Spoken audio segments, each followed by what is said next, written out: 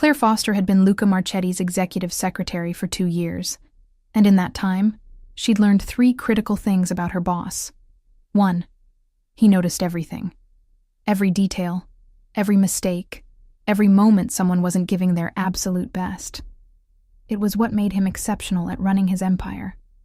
Legitimate shipping operations that spanned the East Coast, and whatever else he did that she'd learned not to ask about. 2. He was fair. Demanding, yes.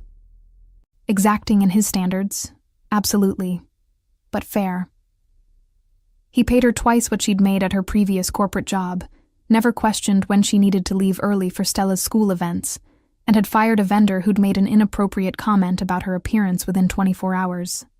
3. He was completely, utterly, devastatingly attractive in a way that made her job occasionally difficult when she needed to focus on quarterly reports instead of the way his suits fit his shoulders. Not that she'd ever act on it. Claire had a 6-year-old daughter, a carefully maintained professional reputation, and absolutely no interest in becoming another cliché. The single mom secretary falling for her powerful boss. She'd worked too hard to get where she was to risk it on attraction that was probably one-sided anyway. Luca Marchetti was 37, wealthy beyond her comprehension, and could have any woman in Boston. He wasn't interested in his secretary with her off-the-rack dresses and her daughter's crayon drawings stuck to her desk with tape. So Claire kept things professional, cordial, efficient. And if she sometimes caught herself staring at his hands during meetings, or noticed the way his accent got slightly stronger when he was frustrated, well, that was her secret to keep. It was a Wednesday in mid-December when everything changed. Claire's phone rang at 7:15 a.m., an hour before she needed to be at the office, but late enough that she was already dressed and making Stella's lunch. The school nurse's apologetic voice made her stomach drop. "Ms. Foster, I'm so sorry, but we need you to come get Stella. We've had 3 kids go home with fever this morning, and she's showing early symptoms. It's probably just the flu that's going around, but we can't have her in class." Claire closed her eyes, mentally rearranging her entire day. "I'll be there in 20 minutes. Stella was subdued in the car, her usual chatter replaced by quiet sniffles. Claire felt her forehead, warm, but not dangerously so. Probably the 24-hour bug half of Stella's class had already caught. The problem was, Claire had a full day of meetings scheduled, the quarterly review with the board, the Singapore contracts that needed finalization, the new shipping route proposals that Luca wanted reviewed before his 2 p.m. call with their London office. She couldn't just not show up, but she also couldn't leave Stella home alone, and her regular babysitter was visiting family in Vermont for the week. At a red light, she called the office. Maya, the receptionist, answered on the second ring. Marchetti Enterprises. "Maya, it's Claire. Is Luca in yet?" "Just arrived. You want me to transfer you?" "Please." There was a click, then Luca's voice, already focused and alert despite the early hour. "Claire, everything all right?" "I have a situation," she explained quickly. "Stella sick, babysitter unavailable, meetings she couldn't reschedule. I can work from home, handle everything remotely, but bring her to the office." Claire blinked. "What?" "Stella, bring her to the office. The conference room adjacent to yours has a couch. She can rest there, and you can keep an eye on her while you work." "Luca, I can't bring a sick 6-year-old to your office." "Why not? It's my office. I'm telling you to bring her." His tone brooked no argument. "How far out are you?" "I'm picking her up now. I could be there by 8:30. "Good. I'll have Maya set up the conference room. Bring whatever she needs. Blankets, juice, those iPad things kids watch. And Claire?" "Yes?" "Stop worrying. We'll make it work." He hung up before she could argue further. 30 minutes later, Claire was setting up the small conference room with blankets from her car's emergency kit, the spare pillow Stella kept at her grandmother's house, and every children's movie available on her iPad. Stella, looking small and miserable in her favorite unicorn pajamas under her winter coat, climbed onto the couch with her stuffed rabbit. "Is this really your office, Mommy?" she asked, her voice scratchy, My office is next door. This is a special room where people have meetings, but today, it's your recovery room. Will your boss be mad that I'm here? Claire smoothed Stella's hair back from her forehead. No, baby. He's the one who said you should come. Now you rest, okay? I'm right next door if you need me. She left the door cracked so she could hear if Stella called, then settled at her desk to tackle the mountain of work awaiting her. The morning passed in a blur of emails, contract reviews, and phone calls. Claire checked on Stella every 30 minutes. The little girl dozed on and off, occasionally calling out for water or to ask if her favorite movie was almost over. At 11:30, Claire was on a call with their Singapore office when she heard Stella's voice in the hallway. Her heart jumped. Stella was supposed to stay in the conference room. And this is my rabbit. His name is Mr. Hoppy. He's very soft. Wanna feel? Claire put the Singapore call on mute and rushed to her door. Stella stood in the hallway in her unicorn pajamas and mismatched socks, holding up Mr. Hoppy to Luca Marchetti. Her boss was crouched down to Stella's eye level, one hand touching the stuffed rabbit with unexpected gentleness. His expression soft. Claire had never seen him look soft before. He's very nice, Luca said seriously. He looks like a good friend. He is. Mommy got him for me when I was 3. I take him everywhere. Stella coughed, then continued. Are you really my mommy's boss? You don't look scary like she said. Claire wanted the floor to swallow her whole. Stella! Luca stood, his eyes finding Claire's with something that might have been amusement. I said you looked scary? No, I mean, not scary, just... Claire moved forward, putting her hands on Stella's shoulders. I said you were very professional and serious. Stella, honey, you're supposed to be resting. I was thirsty, and I heard talking, so I wanted to see. Stella looked up at Luca with the fearless curiosity of children. Do you like working with my mommy? She's really smart. She can spell any word. I've noticed. Luca's attention shifted back to Stella. And yes, your mother is excellent at her job. The best secretary I've ever had.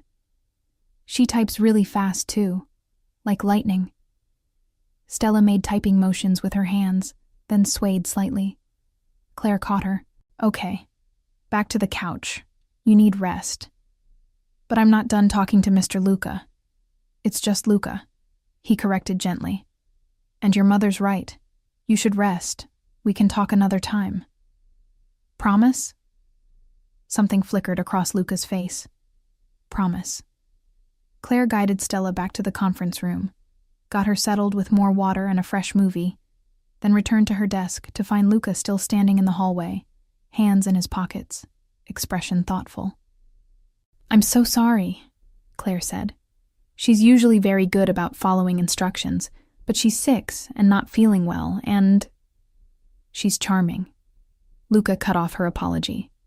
How old did you say? 6, first grade. And she's sick often. No, she's usually healthy. Just picked up whatever's going around her class. Claire shifted her weight. The Singapore call. I need to get back. I know. But he didn't move. You never mentioned you had a daughter. Because you never asked about my personal life, Claire thought. Out loud, she said, it didn't seem relevant to work. Everything about you is relevant. The words hung between them, loaded with meaning Claire wasn't sure how to interpret. Then Luca stepped back, professional distance reasserting itself. Finish your call. Let me know if she needs anything. He walked away, and Claire returned to her desk with a strange flutter in her chest that had nothing to do with work stress. The afternoon continued smoothly. Stella napped for most of it, and when she woke around 3, Claire made her toast in the break room and let her sit at her desk coloring while Claire handled emails. Your boss has a really big office, Stella observed, holding up a purple crayon. Can I see it? Stella, no, that's private. But I just want to look, please? I'll be super quiet. Absolutely not. You stay right here where I can see you. Stella pouted but obeyed, returning her attention to her coloring book. Claire thought that was the end of it. She was wrong. At 4:30, Claire stepped away to use the restroom. She was gone for maybe 3 minutes. When she returned, Stella was not at her desk. "Stella?" Claire called, keeping her voice calm despite the spike of panic. "Baby, where are you?" No answer. Claire checked the conference room. Empty. The break room. Empty. The hallway. Luca's office door was slightly ajar. No. Claire rushed forward and pushed the door open to find Stella standing at Luca's massive desk, carefully placing a piece of paper on top of a stack of contracts. "Stella Marie Foster, what are you doing?" Stella jumped, spinning around with wide eyes. "I'm sorry. I just wanted to leave something for for Luca. I didn't touch anything else, I promise." Luca's office was empty. He must have stepped out for a meeting. Claire moved to the desk, looking at what Stella had left. It was a drawing. Clearly Stella's work, done in bright crayon. A stick figure that was presumably Luca, another that was Claire, and a smaller one between them holding both their hands. Hearts and stars surrounded them. At the top, in Stella's careful printing, "Thank you for being nice to my mommy." Claire's throat tightened. "Stella, this is sweet, but you can't just come into Luca's office." "I wanted to say thank you. He was nice to let me stay here today." Stella looked at the drawing with pride. "Do you think he'll like it?" "I'm sure he will, but..." Claire picked up the drawing. "We should take this and give it to him properly, not just leave it on his desk." "Okay." Stella came around the desk. "Mommy, do you think Mr. Luca is lonely?" The question caught Claire off guard. "What? Why would you think that?" "Because his office is so big and there's no pictures. My teacher says pictures make you remember people you love. Mr. Luca doesn't have any pictures." From the mouths of babes. Claire glanced around Luca's immaculate office. Modern furniture, expensive art, floor-to-ceiling windows overlooking Boston. But Stella was right. No photographs, no personal items, nothing that suggested a life beyond work. "Some people are private, baby. That doesn't mean they're lonely." "I think he's lonely." Stella yawned. "Can we go home now? I'm tired." "Soon. Let me finish a few more things, okay?" They returned to Claire's desk, where Stella curled up in the spare chair and dozed while Claire wrapped up her work for the day. She kept Stella's drawing, planning to give it to Luca tomorrow with a proper apology for her daughter's unauthorized office invasion. At 5:30, Claire was packing up when Luca appeared in her doorway. "Heading out?" "Yes. Thank you for being so understanding today. I know having a sick child in the office wasn't ideal." "It was fine." His gaze shifted to Stella, still sleeping in the chair. "She's feeling better?" "I think so. The fever broke around 2. She should be back to school tomorrow." Claire hesitated, then pulled the drawing from her bag. "She wanted to give you this, as a thank you." Luca took the drawing, studied it for a long moment. Something in his expression shifted, softened in a way Claire had never seen before. "She drew us," he said quietly. "Yes, she's very literal. If you're nice to her, you become part of her world immediately." Claire smiled. "She doesn't understand professional boundaries yet." "Good." "Good?" Luca looked up, met her eyes directly. Professional boundaries are overrated. Before Claire could process that statement, he'd turned and walked back toward his office, still carrying Stella's drawing. Claire stood frozen for a moment, then shook her head and gently woke Stella. "Come on, baby. Time to go home." In his office, Luca stood at his desk, looking at the child's drawing. 3 stick figures, a family. He thought about Claire Foster, competent, professional, beautiful in a way she didn't seem to realize. Single mother, based on the fact that she'd never mentioned a partner, and Stella had said, "My mommy's boss, not my parents' boss." He thought about the little girl with the mismatched socks and the stuffed rabbit, who'd looked at his expensive office and seen loneliness instead of success.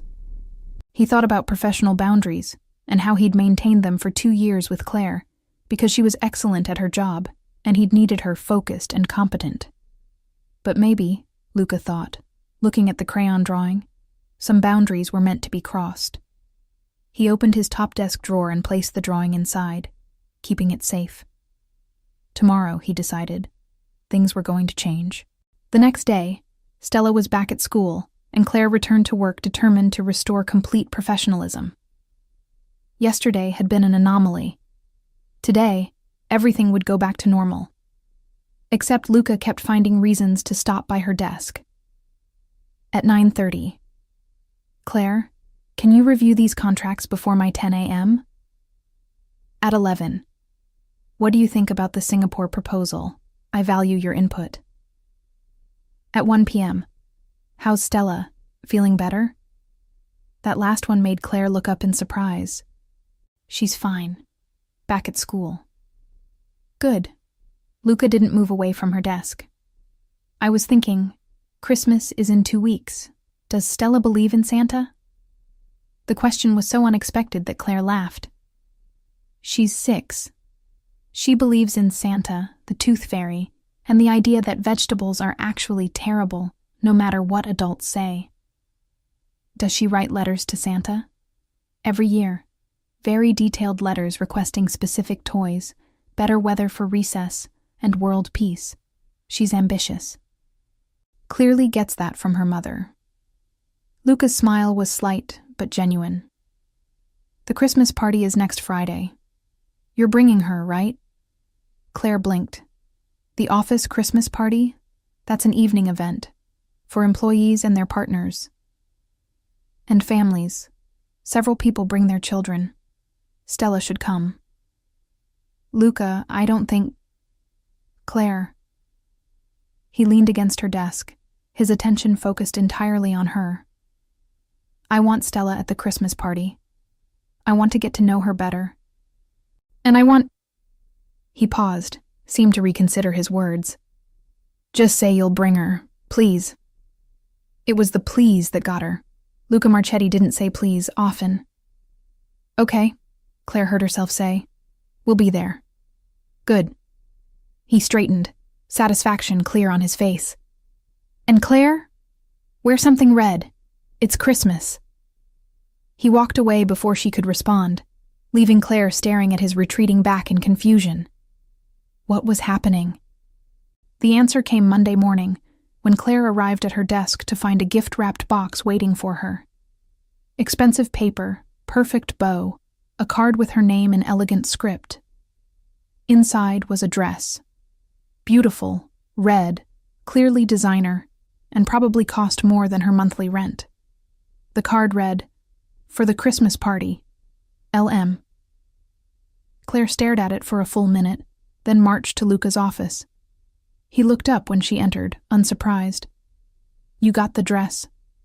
"Luca, I can't accept this. It's too expensive. It's inappropriate." "It's a Christmas gift. From your boss. Perfectly appropriate." He stood, moving around his desk.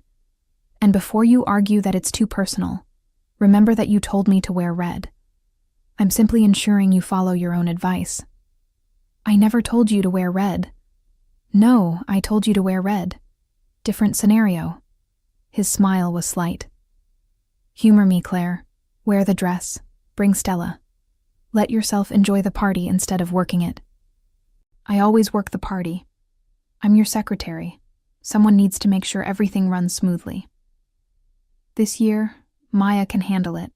This year, you're attending as a guest." He was close now, close enough that Claire could smell his cologne, see the gold flecks in his dark eyes. "Please." That word again. The one that undid her completely. "Fine," she whispered. "I'll wear the dress." "Good." He didn't step back. "And Claire, thank you for trusting me with Stella the other day. I know that wasn't easy for you. You were kind to her. That matters. She's easy to be kind to. She's charming, intelligent, and she clearly adores you. His hand came up, almost touching her face before he seemed to think better of it, and dropped it. You've done well raising her alone. How did you know I'm alone? Because no one who had you would be stupid enough to let you go. The words were simple, direct, devastating. See you at the party, Claire. He returned to his desk, effectively dismissing her, and Claire fled to her office with her heart racing and her mind spinning. What was Luca Marchetti doing? Friday's Christmas party arrived with snow falling outside, and the office decorated like a winter wonderland. Claire wore the red dress. It fit perfectly, made her feel beautiful in a way she hadn't in years, and brought Stella, who'd insisted on wearing her fanciest dress and the sparkly shoes that made her feel like a princess. "Mommy, this is so pretty," Stella exclaimed, taking in the lights and decorations. "Is Mr. Luca here?" "It's his party, so yes." Claire scanned the crowd, found him almost immediately. He was talking to some executives, looking impossibly handsome in a dark suit, and he was looking at her.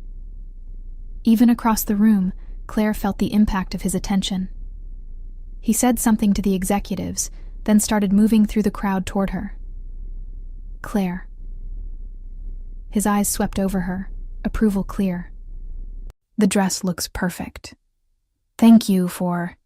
She gestured helplessly. "It was too much, but thank you. And you must be Stella." Luca crouched down to her level, just like he had in the hallway.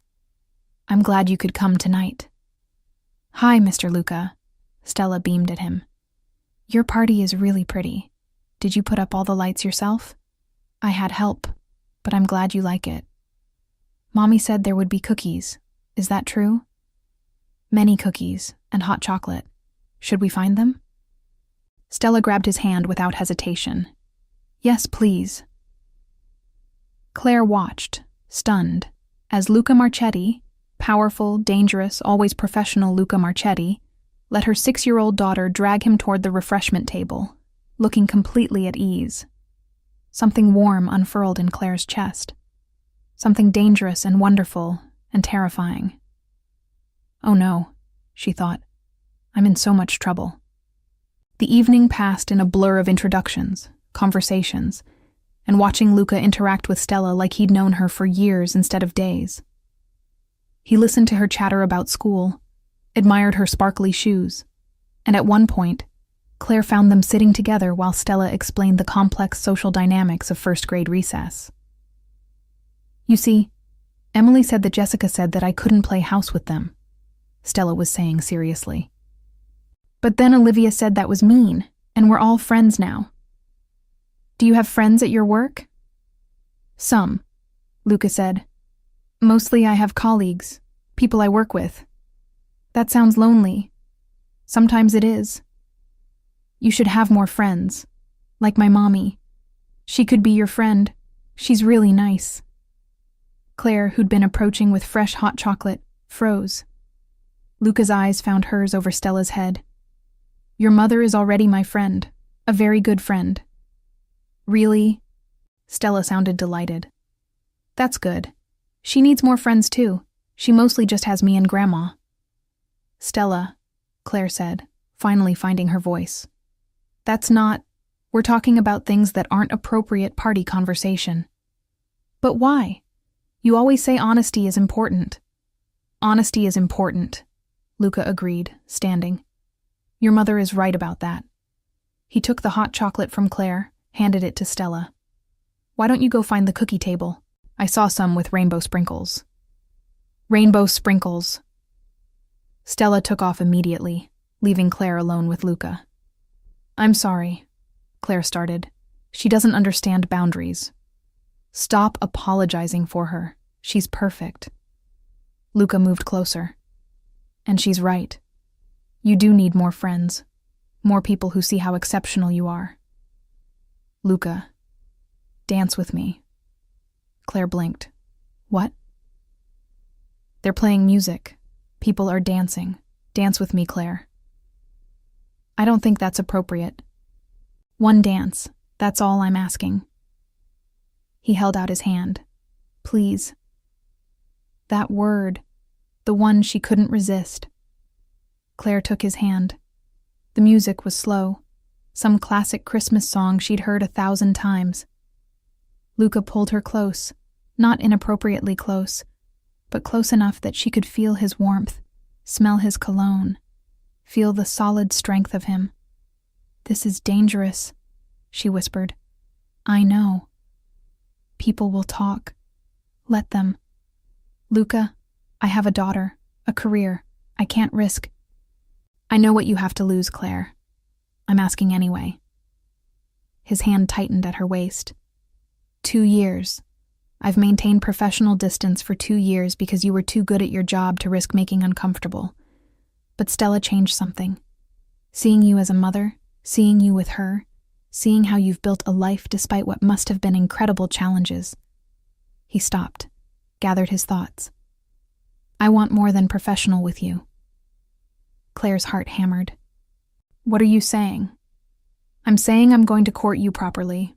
Dinner, dates, spending time with you and Stella. I'm saying I want to be part of your life, part of her life, if you'll let me. His eyes held hers. I'm saying I'm done pretending I don't want you. This is insane. You're my boss. I'm your secretary. I have a child. This is... Right, Luca finished. This is right, Claire. You feel it too. I know you do. She did. God help her, she did.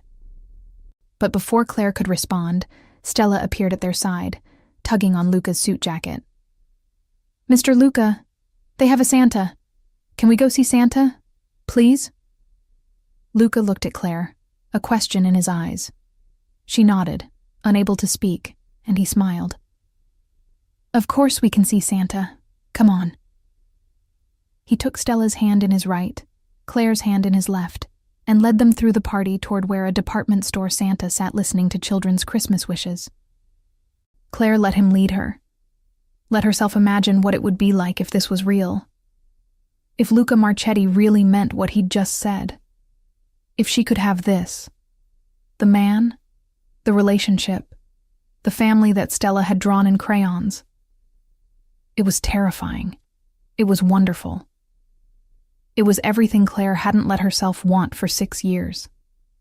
And as Stella climbed onto Santa's lap and started listing her Christmas wishes in her excited 6-year-old voice, Luca kept holding Claire's hand. She didn't pull away. That night, after Stella had fallen asleep in the car and Claire had carried her inside, tucked her into bed, and stood in the doorway watching her daughter sleep, she let herself think about what Luca had said. I want more than professional with you. It was crazy, reckless. Everything Claire had spent 6 years avoiding after Stella's father had left them. But maybe, she thought, looking at her daughter's peaceful face, maybe it was time to be a little reckless. To take a chance on something wonderful instead of playing it safe. Maybe Luca Marchetti was worth the risk. The next Monday, Claire arrived at work to find a coffee on her desk.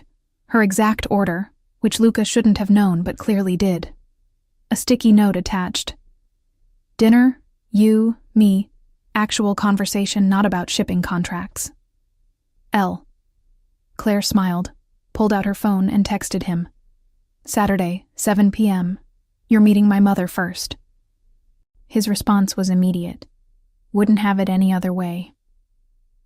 In his office, Luca looked at his phone and smiled. Then he opened his desk drawer, pulled out Stella's crayon drawing, and looked at it for a long moment. 3 stick figures. A family. Maybe, he thought, that could be real. But first he needed to find Stella's Santa letter. Because Luca Marchetti didn't do anything halfway, and if he was going to be part of Claire Foster's life, he needed to know everything about the little girl who'd somehow captured his heart just as thoroughly as her mother had. It was time to find out what Stella had wished for from Santa, and Luca had a feeling he knew exactly where that letter might be. The letter appeared on Luca's desk 3 days before Christmas. He'd been looking for it, if he was honest. Ever since the Christmas party, ever since he'd watched Stella whisper her wishes to the department store Santa, he'd been curious about what the little girl had asked for, not out of idle interest.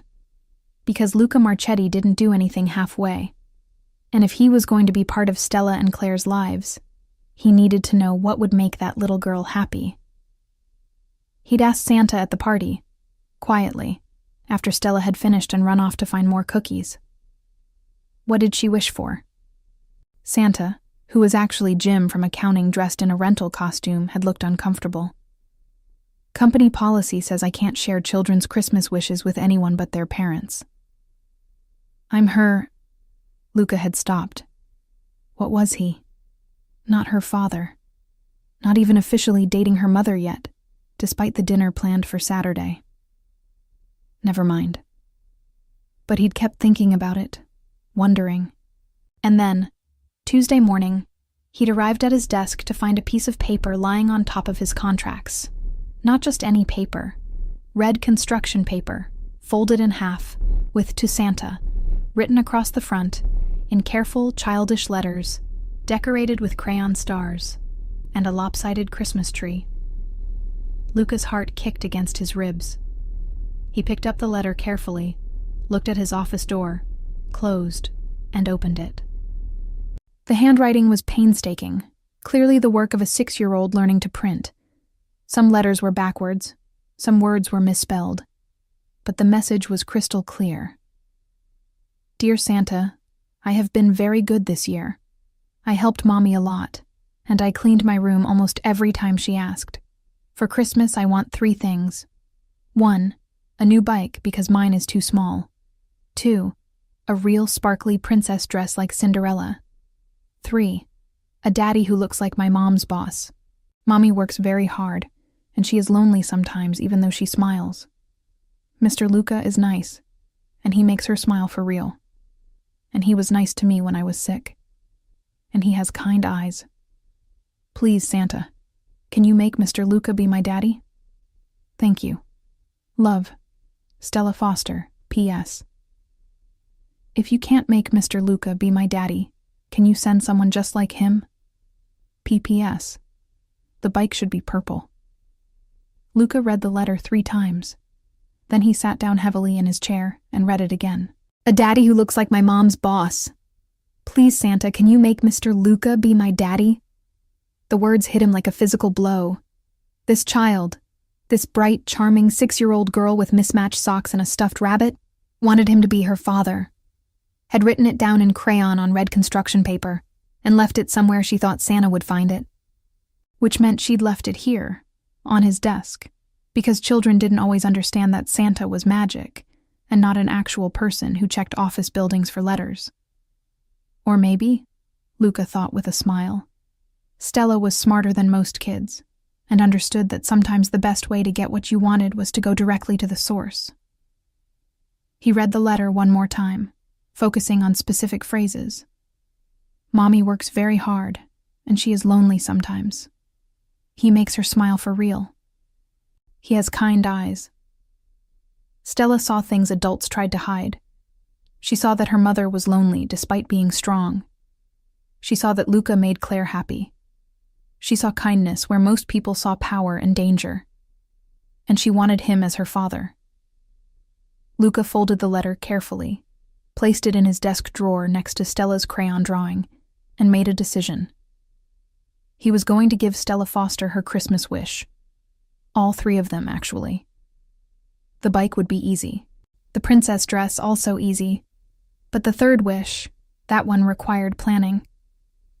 Luca pulled out his phone and called his jeweler. Roberto, I need a ring. Custom design. And I need it by Saturday. Saturday's dinner at Claire's apartment was supposed to be simple. Meet her mother, have a pleasant meal, continue the slow courtship that Luca had been conducting since the Christmas party. Except Luca Marchetti didn't do slow when he'd made up his mind about something. He arrived at 6:30 with flowers for Claire, wine for her mother, and a wrapped present for Stella, that he'd been assured was the exact shade of purple she preferred. Claire opened the door wearing jeans and a soft sweater, her hair down around her shoulders, looking more beautiful than she had any right to look in casual clothes. "You're early," she said, but she was smiling. "I'm punctual." "There's a difference." He handed her the flowers. "These are for you." "They're beautiful." She brought them to her nose, breathed in. "Come in. My mother's in the kitchen terrorizing the pasta." The apartment was small but cozy, decorated for Christmas with a tree in the corner and lights strung along the windows. Stella's artwork covered the refrigerator, and children's books were stacked on the coffee table. It looked like a home, like a life built with love instead of money. Luca loved it immediately. "Mr. Luca," Stella appeared from her bedroom, launching herself at him with the fearless enthusiasm of children. "You came!" "Of course I came, I promised." He crouched down to her level. "I brought you something." "Really?" Her eyes went wide. "But it's not Christmas yet." "Consider it an early present, for being so patient with your mother while she's been working extra hours." Stella tore into the wrapping paper with glee, then gasped. "It's Cinderella's dress, the real one." "The real one," Luca confirmed. "I'm told it even sparkles." "It's perfect." Stella threw her arms around his neck, hugging him tight. "Thank you, thank you, thank you." Over Stella's head, Luca's eyes met Claire's. She was watching them with an expression he couldn't quite read. Something soft and wondering, and maybe a little scared. "You didn't have to do that," she said quietly. "I wanted to." He stood, keeping one hand on Stella's shoulder as she admired the dress. "Is that all right?" "It's—" Claire stopped, started again. "It's very generous. Stella, what do you say?" "Thank you, Mr. Luca." "Just Luca, remember?" "Thank you, Luca." Stella hugged the dress to her chest. "Can I try it on? Please, Mommy, please?" "After dinner. Go wash your hands. Grandma says the pasta's almost ready." Stella ran off, still clutching the dress, and Claire moved closer to Luca. "That dress probably cost more than my monthly rent," she said. "Probably." "You can't keep buying her expensive gifts." "Why not?" "Because—" Claire gestured helplessly. "Because it's too much. Because she'll expect it. Because you're not used to someone taking care of you." Luca touched her face gently. "Let me spoil her a little, Claire. Let me show you both that I'm serious about this." "About what?" "About you. About Stella. About building something real." His thumb traced her cheekbone. "I found her Santa letter." Claire went still. "What?" "The letter Stella wrote to Santa, asking for Christmas gifts. It was on my desk Tuesday morning." Color flooded Claire's face. "Oh God, I'm so sorry. She must have left it there when we were at the party. I didn't know." "What did it say?" "3 things. A purple bike, a princess dress." He paused. "And a daddy who looks like her mom's boss." The words hung between them. Claire's eyes filled with tears. "Luca, She thinks I have kind eyes," he continued softly. "She thinks I make you smile for real. She wants me to be her father, Claire. She wrote it down and left it where she thought Santa would find it. She doesn't understand. She understands perfectly. She understands that her mother is lonely, that she works too hard, that she deserves someone who sees how exceptional she is." Luca moved closer. "She understands exactly what I've been trying to tell you since the Christmas party. Which is that I want this.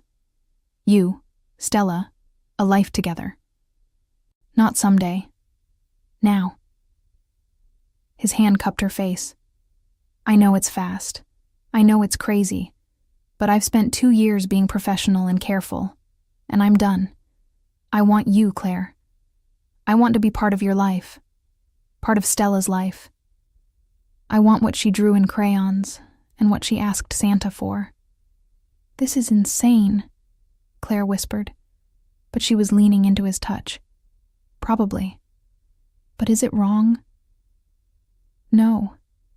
The admission seemed to break something in her. "No, it's not wrong. It's terrifying and wonderful, and I don't know how to do this, but it's not wrong." "Then let me show you how."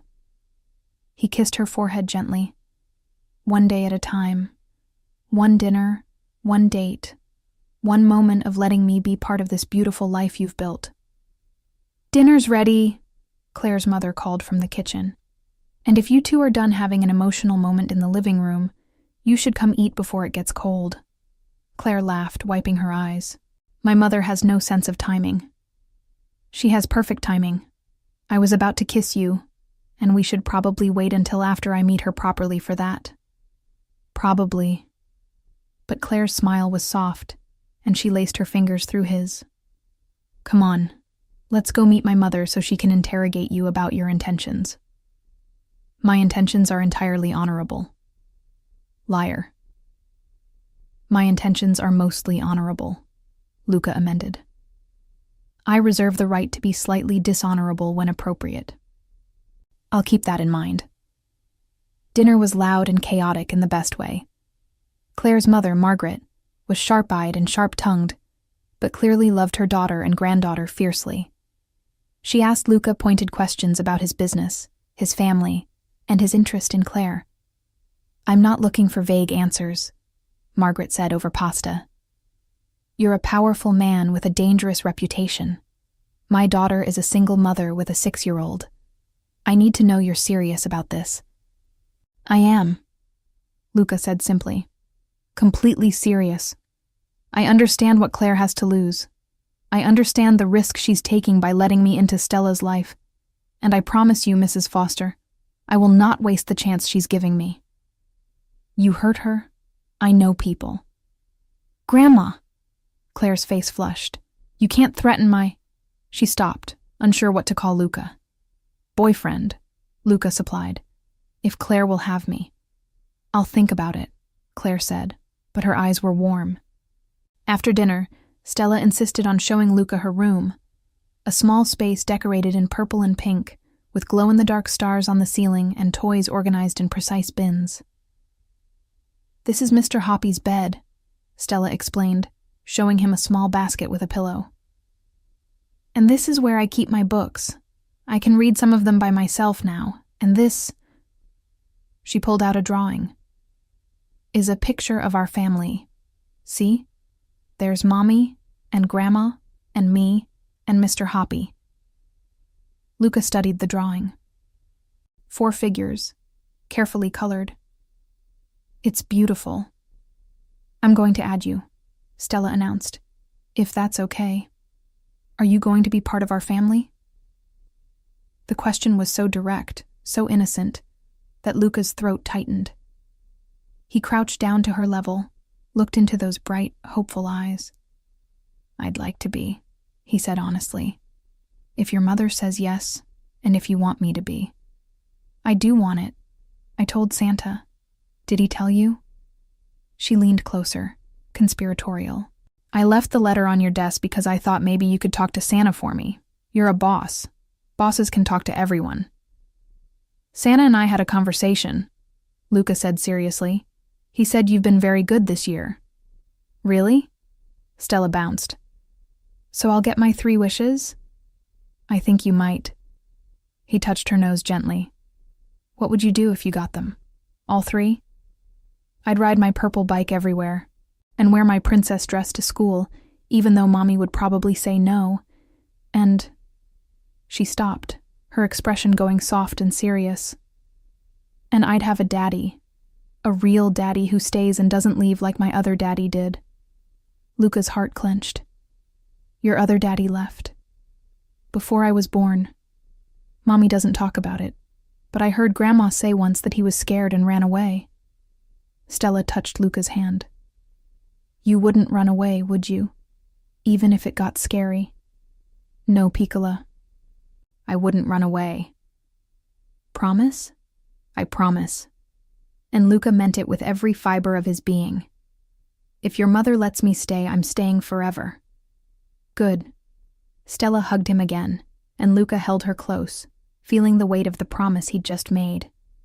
Later, after Stella was in bed and Margaret had gone home, Claire and Luca sat on the couch with wine and the Christmas tree lights glowing softly. "My mother likes you," Claire said. "She threatened you, which means she's taking you seriously." "I'm glad." Luca set down his wine, turned to face her fully. "Claire, I need you to understand something. This isn't casual for me. This isn't some temporary interest that will fade. I'm in this, completely in this. With you, with Stella, with all of it. It's been less than 2 weeks since the Christmas party. It's been 2 years since you started working for me. 2 years of watching you, admiring you, wanting you, and not letting myself have you because I thought it was wrong." His hand found hers. "But Stella changed that. Seeing you as a mother, seeing the life you've built, seeing how strong you are, it made me realize that waiting was the real mistake. That sometimes you have to be brave enough to reach for what you want." "What do you want, Luca?" "Everything." He brought her hand to his lips. "I want to date you properly. I want to take you to dinner, to the theater, to every place in Boston you've never had time to visit. I want to spend time with Stella, get to know her, be part of her life. I want to meet your friends, introduce you to my family, build something real and permanent. And then what? And then I want to marry you." The words were simple, direct. Not today, not tomorrow, but soon, when you're ready, when Stella's ready. "I want you to be my wife, Claire. I want Stella to be my daughter. I want the family she drew in crayons and asked Santa to make real." Claire's eyes filled with tears. "This is crazy." "I know. We've only been on 1 date. So we'll go on more, as many as you need to believe this is real. My life is complicated. I'm a single mother with a demanding job, and a daughter who needs stability. I know." Luca pulled her closer. "And I'm a man with a dangerous business, and a reputation that should probably scare you. But Claire, I will give you stability. I will give Stella a father who shows up and stays. I will give you both safety and love, and every single thing you deserve." "You can't promise that." "Yes, I can." His forehead touched hers. "Because I don't break my promises, especially not to a 6-year-old girl who thinks I have kind eyes." Claire laughed through her tears. "She told you that?" "It was in her letter, along with a very specific request for a purple bike and a note that I make you smile for real." He kissed her softly. "I want to make you smile for real every day, Claire, for the rest of our lives. This is happening so fast." "Too fast?" She looked at him, really looked at him, and saw certainty, commitment, love, even if it was early to call it that. And she thought about Stella's letter, about her daughter asking Santa for something she'd never asked for out loud. "No," Claire whispered. "Not too fast, just scary." "I'm scary too."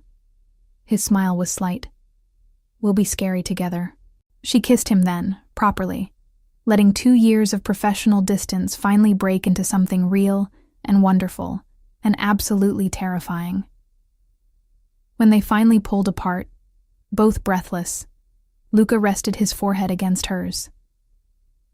"Christmas Eve," he said. "Stella's bike will be delivered Christmas Eve, and I want to be here when she opens it, when she gets all 3 of her wishes. Luca, please, let me give her this. Let me be part of your Christmas." Claire thought about Stella's letter, about her daughter wanting a daddy with kind eyes, about the man holding her who'd shown up, who'd stayed, who'd promised not to run away even when it got scary. "Okay," she said. "Christmas Eve. You can be here for Christmas Eve." "Thank you." He kissed her again, soft and sweet. I promise, Claire. I'm going to make this work. I'm going to be exactly what you and Stella need. What if you're wrong? What if this doesn't work out? Then we'll figure it out together. But I'm not wrong. His hand cupped her face. I'm certain about this. About you. About Stella. About building the family she asked Santa for. She's going to lose her mind when she sees that purple bike. I'm counting on it. Luca smiled. I want to see her face when she realizes she got all 3 wishes. When she understands that sometimes Santa delivers exactly what you ask for. You're not Santa. No, I'm better. Because I'm real. I'm staying. And I'm going to prove to both of you that asking for what you want was exactly the right thing to do. Later, after Luca had left with promises to call tomorrow, Claire checked on Stella. Her daughter was asleep, the princess dress laid out carefully on her chair where she could see it first thing in the morning. Claire picked up the drawing Stella had shown Luca, the family picture with 4 figures. Mommy, Grandma, Stella, and Mr. Hoppy. But there was space at the edge. Space for one more figure. Space for Luca. And as Claire got ready for bed, she thought about Stella's Santa letter. About 3 wishes that might all come true. A purple bike, a princess dress, and a daddy who looks like my mom's boss. 2 down, Claire thought. 1 to go. And based on the way Luca had looked at her tonight, the way he'd promised forever to her daughter, the way he'd made Claire believe that maybe, just maybe, happy endings were real. That 3rd wish was well on its way to coming true. In his penthouse across the city, Luca stood at his window, looking out at Boston's lights and thinking about a 6-year-old's Christmas letter. About a woman who'd raised a beautiful, brave daughter alone. About a family he was going to fight like hell to deserve. The ring was ready. Roberto had called that evening, custom design, perfect, ready for pickup tomorrow. Not that Luca was proposing on Christmas Eve. That would be too much, too fast, even for him. But soon, very soon. Because Luca Marchetti didn't do anything halfway, and he'd just decided that Claire Foster and her daughter were his forever. Christmas Eve was going to be perfect. He'd make sure of it. Christmas Eve arrived with fresh snow and the kind of magic that only happens when children believe in miracles. Stella had been awake since 5 a.m., vibrating with excitement, asking every 10 minutes if it was time yet, if Santa had come, if they could open presents now. Claire had bribed her with hot chocolate and Christmas movies, managing to stretch the morning until a reasonable hour. But by noon, Stella was practically bouncing off the walls. "Can we open presents after lunch?" she asked for the 100th time. "Please, Mommy. Please." "We're waiting for Luca, remember? He's coming for Christmas Eve dinner." "But that's forever away." "It's 4 hours." Claire smoothed Stella's hair. "You can wait 4 hours." "But what if Santa came early? What if there are presents under the tree right now?" There weren't. Claire had checked. The bike was being delivered at 3 p.m. Luca had texted that morning to confirm. The timing was perfect. Stella would be distracted by dinner preparations, and they could sneak the bike in through the back entrance of their apartment building. At 3 p.m. exactly, Claire's phone buzzed. "Luca. Downstairs with package. Clear?" "Claire. Stella's in her room. Coast is clear. Back entrance?" "Luca. On my way." Claire stationed herself in the hallway, watching Stella's door while simultaneously watching for Luca. He appeared 5 minutes later, carrying the most spectacular purple bicycle Claire had ever seen. It was perfect. Exactly the shade Stella loved, with streamers on the handlebars, a basket on the front, and a bell that actually rang. Training wheels were attached, and the whole thing sparkled with some kind of purple glitter finish. "It's beautiful," Claire whispered. "Wait until you see what else Santa brought." Luca produced a wrapped box from his coat pocket. "Princess crown to go with the dress, because every princess needs a crown." "You're spoiling her." "I'm giving her what she asked Santa for." His smile was soft. "Let me do this, Claire. Let me make her Christmas perfect." They hid the bike behind the couch, strategically positioned so Stella wouldn't see it until they were ready. The crown went under the tree with the other presents, mostly modest gifts from Claire and Margaret, things Claire could afford on her salary. Luca's presents stood out. They always would. The dress had been first, the crown was second, and the bike, that was the finale. At 6 p.m., when Margaret arrived and Stella was setting the table with painstaking care, Luca appeared at the door with wine, flowers, and a smile that made Claire's heart skip. "Merry Christmas Eve," he said, kissing her cheek like they'd been doing this for years instead of weeks. "Luca." Stella abandoned the table to launch herself at him. "You're here. Did Santa come to your house yet?" "Not yet. Santa comes tonight, remember?" "But maybe he came early. Mommy said we have to wait for you before we can look under the tree. Then we should definitely look under the tree after dinner." Dinner was chaotic and perfect. Margaret had made her famous lasagna. Claire contributed salad and garlic bread. Luca had brought an expensive wine that Margaret declared acceptable, with a smile that said she was teasing. Stella chattered nonstop about school, about Christmas pageant rehearsals, about how her friend Emily believed in Santa, but Jacob in her class said Santa wasn't real and was just parents. "What do you think, Luca?" Stella asked seriously. "Is Santa real?" Luca considered this carefully. "I think Santa is as real as you believe him to be, and I think sometimes, when you wish for something hard enough, magical things happen." "That's what Mommy says." Stella beamed. "She says if you wish on stars and believe really hard, sometimes dreams come true." "Your mother is very wise." After dinner, they moved to the living room. The tree lights glowed softly, presents piled underneath, and Stella's excitement was almost tangible. "Can we open presents now?" she asked. "Please?" "One from each person," Claire said. "Grandma first." Margaret's present was practical, new winter clothes that Stella needed but didn't find exciting. She thanked her grandmother politely, then turned hopeful eyes to the pile. "Mommy next." Claire's present was books, the next series Stella had been waiting for. Stella hugged them close, genuinely delighted. "Luca's turn." Stella picked up the crown-shaped package. "This one's from you." She opened it carefully, gasped when she saw the crown. "It matches my dress." "Oh, Mommy, can I wear them both?" "After presents," Claire promised.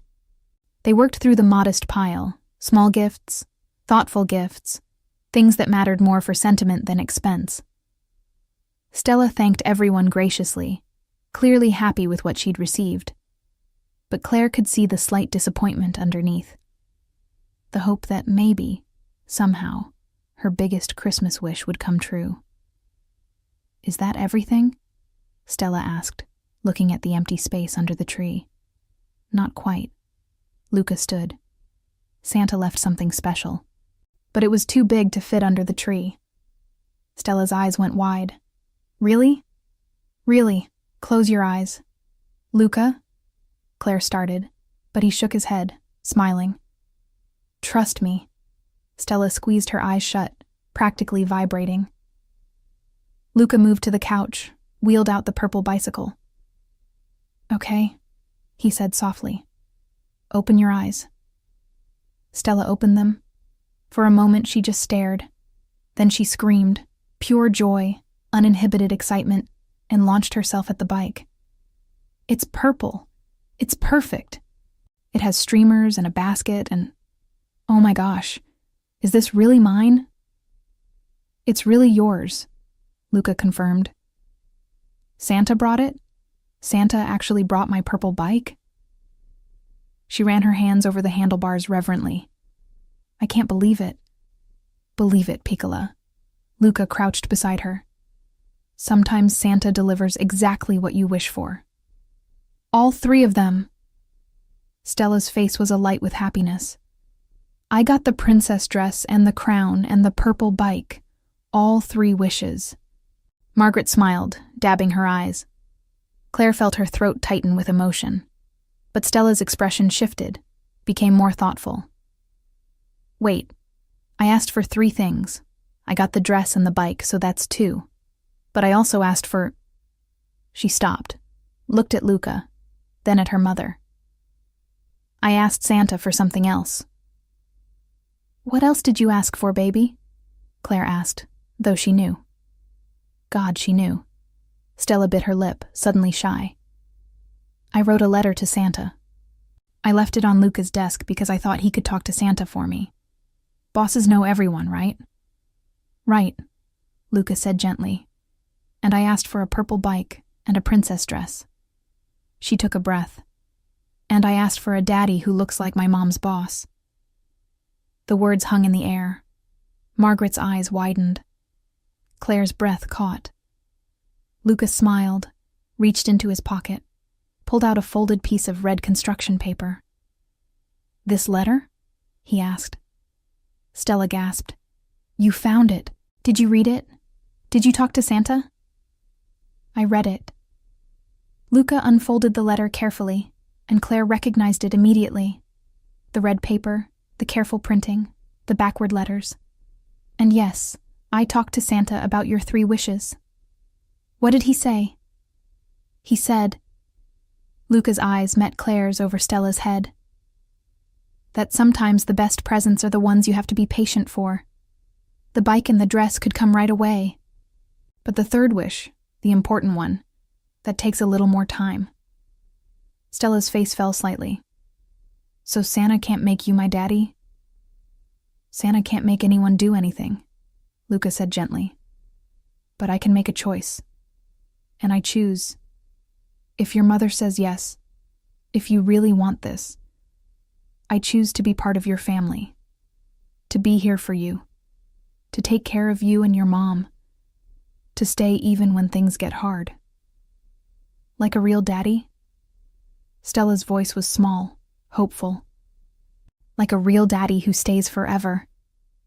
Do you promise? Tears welled in Stella's eyes. Because my other daddy left before I was born, and Mommy says it's because he was scared. Are you scared? No, Piccola, I'm not scared. Luca's voice was rough. I promise you, I'm not going anywhere. If you'll have me, I'm yours. Forever. Stella threw herself into his arms, and Luca caught her, held her close while she cried happy tears into his shoulder. Claire was crying too, couldn't help it. Margaret handed her a tissue, her own eyes wet. You really found her letter, Claire whispered. Tuesday morning. On my desk, exactly where she left it for Santa. Luca looked at her over Stella's head. She wrote that she wanted a daddy who looks like her mom's boss. That you work hard and you're lonely sometimes. That I make you smile for real. That I have kind eyes. He paused. She asked Santa to please make me her daddy. And if that wasn't possible, to send someone just like me. But there's no one just like you, Stella said, pulling back to look at him seriously. So it has to be you, right? Right. Luca touched her face gently. If your mother agrees, this is her choice too. Every eye in the room turned to Claire. She looked at her daughter, bright-eyed, hopeful, already loving this man with her whole heart. She looked at her mother, who was nodding encouragement. She looked at Luca, who'd kept Stella's letter, who'd bought the purple bike and the princess crown, who'd promised forever to a 6-year-old and meant every word. Yes, Claire whispered. Yes, I agree. Stella cheered, Margaret applauded, and Luca stood, moved to Claire, and kissed her in front of her family like he had every right.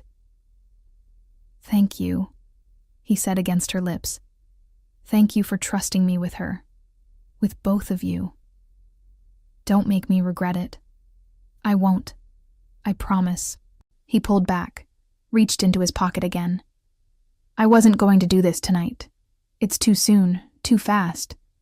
But he produced a small velvet box. I think Stella's Santa letter made a compelling argument for moving things along. Claire's heart stopped. Luca. I'm not asking you to marry me tonight, he said quickly. But I'm asking you to think about it. To consider that this is real, that I'm serious, that I want forever with you and Stella. He opened the box, revealing a stunning ring. Simple, elegant, perfect. When you're ready, this is waiting. No pressure, no timeline. Just know that I'm certain about us. Claire stared at the ring, then at Luca, then at Stella, who was watching with saucer eyes. Are you asking Mommy to marry you? Stella asked, eventually, when she's ready. Say yes, Stella bounced. Say yes, Mommy, then Luca can really be my daddy forever and ever. Stella, these things take time. But you love him, right? And he loves you? Stella looked between them. I can tell. You smile at each other the same way Princess Tiana and Prince Naveen smile in the movie. She has a point, Margaret said, amused. You do have that look. What look? Claire asked weakly. The I'm absolutely gone for this person look, Luca supplied. And she's right. I do love you. I have for longer than I should probably admit. His hand cupped her face. You don't have to say it back. You don't have to decide anything tonight. But I wanted you to know. I wanted Stella to know. This is real for me. Claire looked at this man who'd kept her daughter's Santa letter, who'd promised forever to a 6-year-old, who was holding an engagement ring and telling her there was no pressure. I love you too, she said, and watched his face transform with joy. And yes, eventually, when we're ready, my answer is yes. Stella screamed again, launching herself at both of them. They caught her in a 3-way hug, laughing, and for a moment, everything was perfect. Margaret snapped a photo on her phone, capturing the moment. Luca and Claire and Stella, tangled together, the purple bike in the background and the Christmas tree glowing softly. That's going in a frame, Margaret announced. That's the photo that starts the family album. Later, after Margaret had gone home and Stella was finally in bed, still wearing her princess dress and crown, clutching Luca's letter to Santa, Claire and Luca sat on the couch with wine and the tree lights glowing. You really kept her letter, Claire said, holding the red construction paper carefully. How could I not? She wrote that she wanted me to be her father, that I make you smile for real. He touched the letter gently. She saw me, Claire. Really saw me. Not the business or the reputation or the money. She saw kind eyes and someone who could make her mother happy. She's a good judge of character. She asked for someone who looks like her mom's boss, specifically that. Not just any daddy, one who looks like me. Luca smiled. She knew exactly what she wanted. A purple bike, a princess dress, and you. All 3 wishes granted. He pulled Claire closer. Did you mean it? About eventually saying yes? I meant it. When we're ready. When Stella's had time to adjust to you being in our lives permanently. When we've figured out how this works. Yes. My answer is yes. Good. He kissed her temple. Because I'm planning on forever, Claire. The house. The wedding. More children if you want them. Sunday dinners and school plays and every single mundane, beautiful moment of raising a family. That's very specific for someone who wasn't planning to propose tonight. I've been planning it since I read her letter, since she asked Santa to make me her daddy. His arm tightened around her. I've never wanted anything as much as I want this. You, Stella, a family, building something real. They sat in comfortable silence for a while, watching the tree lights blink. She's going to tell everyone at school, Claire said eventually, that Santa brought her all 3 wishes. Good, let her tell everyone. Let her know that sometimes, when you're brave enough to ask for what you want, magic happens. You're her magic. We're hers, Luca corrected. You and me together. That's the real gift. Not the bike or the dress or even me specifically. The gift is family, belonging, having people who stay. You really promise to stay, even when it gets hard? Especially when it gets hard. He turned her to face him. I don't run, Claire. It's not who I am. When I commit to something, I commit completely. And I've committed to you, to Stella, to building this family. Nothing will change that. She's going to test you. 6-year-olds test boundaries. Good. I need to prove I can handle it. And when she's a teenager and everything is dramatic, I'll still be here. And when I'm stressed about work, or worried about money, or having a bad day, I'll be here for that too. For all of it. The good days, the hard days, the mundane days. Every single one. His forehead touched hers.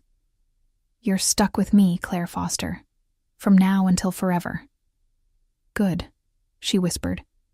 Because I'm planning on holding you to that. They kissed, soft and slow, sealing promises and plans, and a future that started with a 6-year-old's Santa letter. Upstairs in her bed, Stella woke briefly, touched the crown on her nightstand, and smiled. She'd gotten all 3 wishes. The purple bike, the princess dress, and a daddy who looked exactly like her mom's boss. Santa was real, and he'd brought her everything she'd ever wanted. Epilogue. 1 year later. Christmas Eve arrived with snow and magic, just like the year before. But this year, everything was different. Stella Foster, soon to be Stella Marchetti once the adoption papers were finalized, woke in her new bedroom in Luca and Claire's house. A real house with a yard and a room painted purple at her request. She ran downstairs in her pajamas to find her parents in the kitchen. Her parents. Both of them. "Merry Christmas Eve!" she shouted, launching herself at Luca. He caught her easily, swung her around. "Merry Christmas Eve, Piccola. Did you sleep well?" "I dreamed about snow and presents and cookies. Very appropriate Christmas dreams." Claire kissed Stella's head. "Breakfast first, then we can start baking cookies for tonight." "Are Grandma and the Marchetti grandparents coming?" "Everyone's coming," Luca confirmed. "Your Grandma Margaret, my parents, my brothers and their families. Big Christmas just like we planned." Stella beamed. This was her favorite part, having so much family. After breakfast, while Claire and Stella baked cookies, Luca disappeared to his office. Stella found him there an hour later, smiling at something on his desk. "What you looking at?" she asked. "Old memories." Luca showed her 2 pieces of paper, carefully preserved in frames now. "Your Santa letter from last year. And the drawing you made me when you were sick." Stella studied them. "I asked Santa for you. You did. And he brought you. He brought you exactly like I asked." She climbed into his lap, something she did regularly now without hesitation. "Do you think Santa can bring anything you ask for?" "I think Santa brings what you need, if you're brave enough to ask for it." "What are you asking for this year?" Luca looked over her head at Claire, who was watching from the doorway with a soft smile. "I have everything I asked for," he said honestly. "A family. A daughter. A wife." He and Claire had married in September, small ceremony with just family. "I don't need anything else." "Not even a puppy?" Stella asked hopefully. "Well, maybe a puppy." "Luca," Claire laughed. "We are not getting a puppy right now. Next year," he promised Stella. "Next Christmas we'll put it on your Santa list." "Okay." Stella hugged him tight. "Thank you for being my daddy. My real forever daddy." "Thank you for asking Santa for me," Luca said, his throat tight with emotion. "Best Christmas present I ever got." That evening, When the house was full of family and laughter and love, Luca pulled out Stella's original Santa letter and showed it to his parents. "This is how it started," he explained. "She left this on my desk last Christmas. Asked Santa for a daddy who looks like her mom's boss." His mother cried. His father cleared his throat suspiciously, and everyone agreed that Stella Foster had been a very wise little girl. Later, after presents were opened, and Stella was asleep under the tree with her new puppy. Surprise! Luca couldn't wait. Claire found Luca on the couch, watching the lights blink. "You caved on the puppy," she said. "She asked Santa. I couldn't let Santa disappoint her." "You're hopeless." "I'm happy." He pulled her close. "I have you, I have Stella, I have a family. I'm so happy I don't know what to do with it sometimes. You could start by helping clean up the wrapping paper explosion. Or," he kissed her, "I could kiss my beautiful wife under the Christmas tree and count my blessings. Sap. Your sap. My sap." Claire agreed and kissed him back. Above them, on the mantel, Stella's original Santa letter sat in its frame. "Dear Santa, I want a daddy who looks like my mom's boss. Wish granted. Forever granted." Because sometimes when children are brave enough to ask for what they want, Santa, and the universe, delivers exactly what they need. And Luca Marchetti, powerful and dangerous, and absolutely gone for his family, knew he'd been given the greatest gift of all. Not just the woman he loved, not just the daughter who'd claimed his heart, but the chance to be exactly what they'd asked Santa for. A daddy with kind eyes who stayed forever. And he wasn't wasting a single moment of it.